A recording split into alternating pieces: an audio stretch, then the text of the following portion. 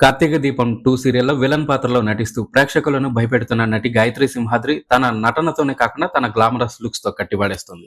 తాజాగా ఆమె షేర్ చేసిన ఒక ఫోటోషూట్ నెట్టింట వైరల్ గా మారింది. విజయవాడకు చెందిన గాయత్రి సింహాద్రి మోడలింగ్ రంగం ద్వారా కెరీర్ ను ప్రారంభించింది. మిస్ వైజాగ్ వంటి టైటిల్స్ ను గెలుచుకున్నారు. 2022లో త్రినయని సీరియల్ తో బుల్లితెరపై ఎంట్రీ ఇచ్చిన ఈ ముద్దుగుమ్మ అనంతరం పల్లకిలో పెళ్లి కూతురులో నటించింది. అత్తారింటికి దారేది వంటి సీరియల్స్ తో తనకంటూ ఒక ప్రత్యేక గుర్తింపును సంపాదించుకున్నారు. మ్యాడ్ సినిమాలో కూడా చిన్న పాత్రలో మెరిసి యాంకర్ గా తన సత్తా చాటారు.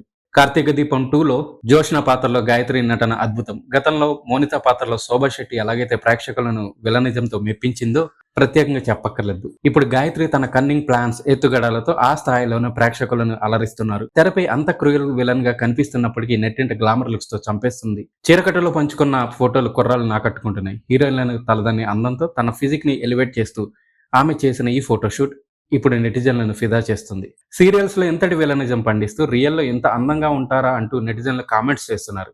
గాయత్రి తన గ్లామర్ నటనతో బుల్లితెరపై దూసుకుపోతున్నారు.